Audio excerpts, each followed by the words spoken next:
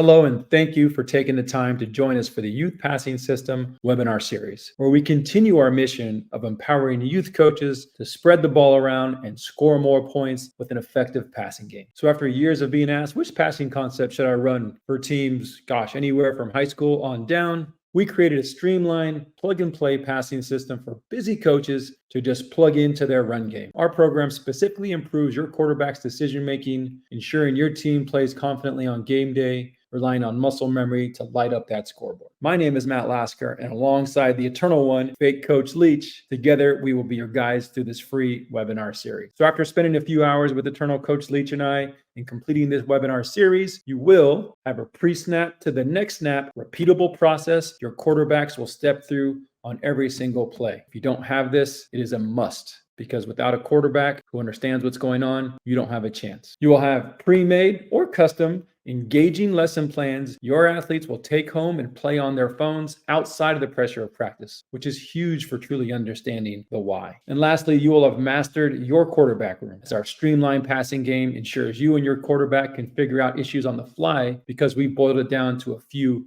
key points. All right, welcome back. We are here today to talk about in-game play calling, so hand signals, wristbands, call sheets. But before we do, let's break the ice with the Eternal One, fake Coach Leach, with another audience question. This one is definitely on topic though, as Coach Taylor wants to know why you don't cover your mouth when calling plays. We seem to see every other coach on TV trying to hide what they're saying. I've never met a lip reader, but evidently there's a lot of them out there, because all these coaches cover their mouth, and despite the fact that during spring and in camp, they go ahead and call plays with their teams and run plays with their teams.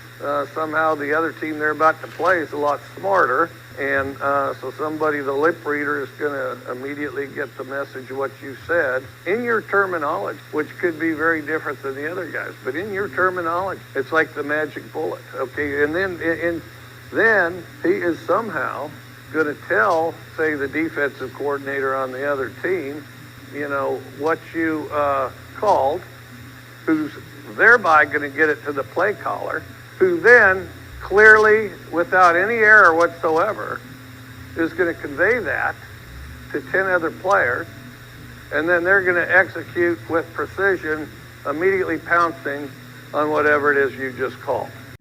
For sure, Coach. We discussed this a few episodes back, but I could not agree more. I think we're being a little bit paranoid out there. All right. So here we are. Today we are going over communicating plays, which basically is hand signals, wristbands, and our call sheet. Okay.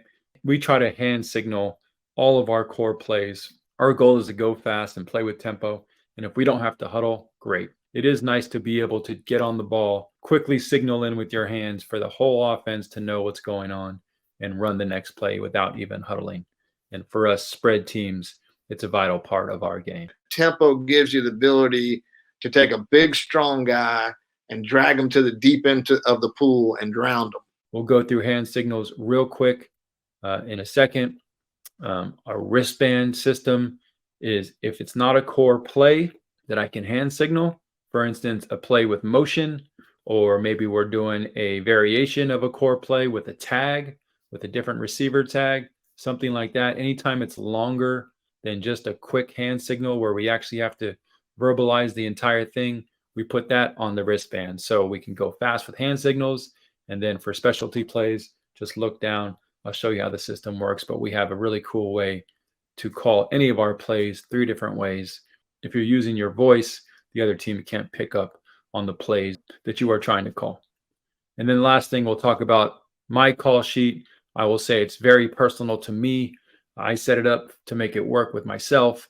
It worked with the wristband system. So it all kind of melds together for my own personal sanity on the sideline. I will preface this by saying, while I do love setting up my call sheet every week, it does kind of lock me in to like, hey, this is our opponent and here's what's going to work and here's what's not going to work against them. It's a great exercise to go through. It even has a 10-play script on it that I try to use at the beginning of the game or the beginning of the halves. In reality, I'll be the first one to tell you, I don't typically get too far into my scripts before I kind of go and just feel the game and start calling it in the middle of the game. But it is nice to have a reference point. You'll see on the call sheet that I absolutely have like situational calls grouped on there. So I know if I get into a situation, I can look on this one part and there's my 6 plays that I can call out of that situation, and I can pick one relatively efficiently. Okay. All right. So either way, just wanted to level set that with you. Hand signals. Okay. As you know by now, we have a few formations and we can add more, but I don't think formations is something that you need to hide. So in our world, we're going to just say that the quarterback passes the ball, the receiver catches it, he gets tackled. And as they are jogging to the new line of scrimmage, I am on the sideline with my coaches yelling out the formation. So we are yelling out open, open for our 2x2, or late for our 3x1 to the left, or early with our 3x1 to the right, blue or green. We're just yelling that out for everybody, and the players are echoing it to each other as they're running up to the line of scrimmage. Then they look over, and I call the play. Okay. So as you can probably tell, most of our concepts are called Y something, Y stick, Y corner. The other ones fade out. So my signal for Y, and you can do whatever you want. And if you follow my other channels, you know that we suggest that you ask the players what makes sense to them. But in general, the way I do it, so Y corner is how I call in Y corner. Y stick, like you're breaking a stick, is how I call in Y stick. Okay. Fade out. The only thing I could come up with was like a fade haircut. So fade out, I point out. You can't see it. Okay. So like I go fade out to the quarterback. He gets it. Okay. Again, come up with your own if you need to. Okay. Verticals, that's just 6. Okay. So I'm not sure everyone knows the history of air raid, but I got 4 verticals from air raid. They call this play 6, and we've been calling it from the beginning 6. So if you hear me yell out 6, or you hold up 6, that just means it's 4 verts. They named it that in the beginning because they know that they're going to score a touchdown, 6 points when they call 6, when they call verts. Okay. It's as simple as that. Okay. And you can come up with your own. So if it's not Y, I put H for my heart instead of Y. T, you might not want to do the timeout symbol because a coach or a ref might see that. But whatever you want, however you can describe it to them, are core plays, running fast, Y corner, and they're out and they're going. Okay. So now again, as I get into this video, just want to reinforce that the wristband is for plays that you can't hand signal. We want to go fast with our hand signals whenever we can. And again, our wristband is for plays I can't just hand signal in. Some of them, whether it's you don't want to say 25 counter out loud, I don't want to say 26 power out loud. It goes from that all the way to just long-winded plays that we have motion. So our jet sweep, right? It's called open H move jet right. And so, I guess we could signal for that, but it makes it a lot easier to use the wristbands for that. For our salt and pepper plays, we definitely want to just have them to be able to read open F orbit pepper. Our boot passes in the goal line and coming out or going in, those are long-winded things. So we don't have all of our plays on our wristbands. What we have is essentially any play that I either don't want to yell out loud, like counter or power, since that's pretty universal, or long-winded plays that I don't have signals for, or we just ran out of signals, to be quite honest, on some of them. So here is pretty simple. Now, as you can see, each column has 3 different things. There's a color, there's a word on top, and a word on the bottom. There's a color, word on the top, word on the bottom. There's a color, word on the top, word on the bottom. Okay, so each one of these rows has 3 different ways to call each one of these plays. So blue 1 is 25 counter. Bird 1 is 25 counter. Falcon 1 is 25 counter. So there are literally 3 ways to to call the same play. Now, is this necessary? Maybe, maybe not. I think we will play some savvy teams with some savvy kids. There's a lot of good IQ out here in the Bay Area. So I want to have the option to call the same play over and over and over, because that's what we do as air raid teams. But I want to do it comfortably where I don't think they can key in. If I just say blue 1 17 times, they might start to get it. So what I'm going to try to do is have these 3 different ways to call it, so I can make sure that there's no issues with that. Again, so as a second example, if you look at the middle column where it's yellow, so if I said yellow 12, that play would be called late F orbit salt. If I said bay 12, because here's the word bay, it's the same play. If I said town 12, it's the same play. Again, 3 different ways to call one play, okay? So not rocket science, but I just love it because it gives me the option to be able to obviously call plays that I can't hand signal, and number 2, always feel like I can do it in a way where we're not tipping off anything, okay? So the last thing I wanted to talk to you guys about was the call sheet, okay? Now this call sheet, it's probably doesn't look like a lot of yours. Yours are probably prettier than mine, and there's a lot of really cool ones you can find for college coaches and all that. Really, I just like to just be functional, right? I just need something that I can refer to during the game, and be able to look down and take a peek whenever I need to, okay?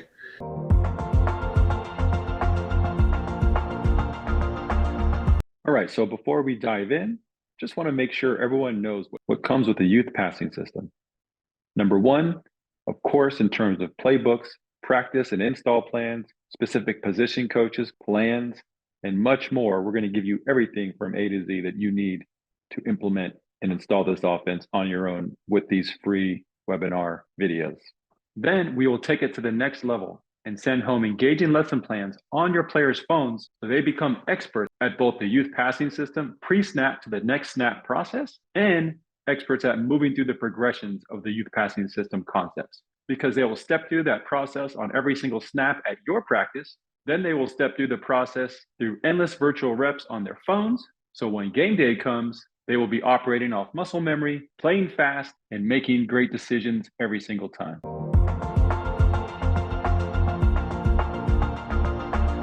So the first thing I want you to just notice is the actual wristband that the players have is on my call sheet. So I literally can see exactly what they're looking at. Now,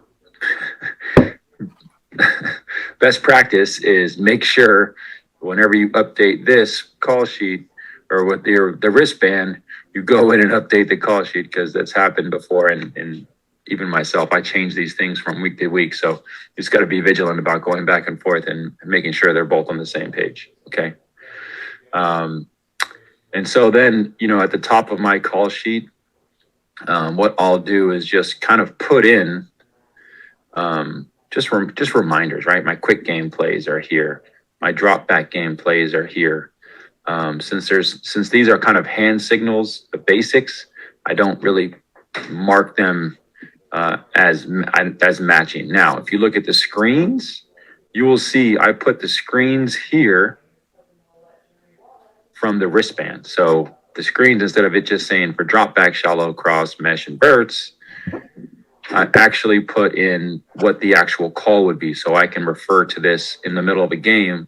If I know I just want to call a screen, I can just look up here real quick and just here's all my screens in basically every formation, and I can just call it very quickly and have the players get to their play quickly. And then the runs are the same thing over here. So again, I match them from my wristband to the call sheet. Okay.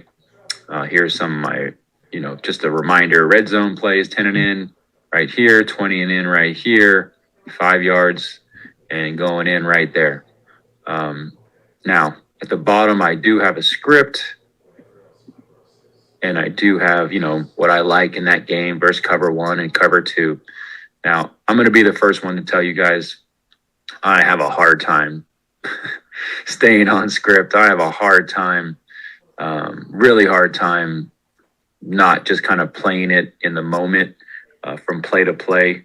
I love to see what defense they are in. I love, obviously, situationally, you're never on script as far as down and distance, right? You're never on plan. So, I find the scripts to be nice as kind of a tool to kind of think through, in a perfect world, what plays do I want to make sure I run, and in what order would I call them in. So it's a nice exercise to do throughout the week to get ready for a game against a specific opponent.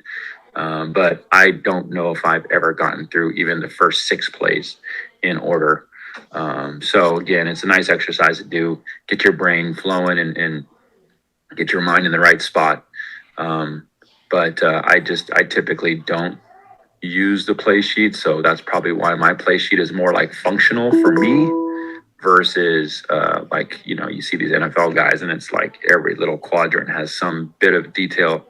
And hope, I've tried to do that, guys. I really have. I just have found, and being honest with myself, it just doesn't work out. So I've created one that's just functional for me, that I can get to my core plays very quickly, understand like what plays I want in which situations very quickly, obviously match up with the wristbands very quickly, and then have an idea of what I want to do versus different coverages, what I want to do script wise. And then one thing I do want to talk about here is I share this with all my coaches too. They all have a copy of this call sheet, because I'm asking specific coaches to answer some really important questions. And these questions can change week to week, right? Obviously, like what is their defensive formations? 3-4, 4-3, 5-2, 5-3. What coverages are they playing? Press man? Are they in cover 2? Are they in cover 3? Are they in quarters? And then the blitzes, right? Who's coming? Is it the inside backer, the outside backer? Is it a mix of both? It doesn't have to be exactly perfect, but I've also asked my coaches at times to go ahead and just jot down little just write a mark down if 3 guys blitz, to write a mark down if 2 guys blitz, just so at halftime we have just a sense of it. So I do ask the coaches to do that as well. Okay. All right. So hopefully you got a better idea of how you can easily hand signal in these core plays, especially if you're running the youth passing system. Just real quick, get on the ball and go, and then use the wristbands for any longer winded, drawn out play that, like I said, more motions, tags, anything that makes it a longer call. Just put that on the wristband so you can still keep going fast. You won't need to even send somebody in with the play if that's your role, or maybe the quarterback runs over and, takes that time to run over after every play and run back after every play. You can eliminate a lot of that and get actually more plays in the game and more reps, which, in the lower levels, that's obviously they need to be quality reps, but we can do that with this wristband / hand signal system. It's pretty simple to implement. Even right now, if you're in the middle of the season, you can just pretty easily implement this stuff. Okay. All right. Well, as always, find me at playerbook.com in the coaches forums and in the coaches community. If you have any questions, you can always book time with me. Once you're a youth passing system member, you have a direct line to me to book a call with me at any time. So happy to talk about it. Love to talk about it. Make sure you're following Playerbook on the YouTube, of course. Comment below if you have any questions about this video. Of course, subscribe to the channel if you haven't already. And then, like I mentioned, we have our own Spotify podcast now, The Quarterback Code, which I'd love your feedback on as well.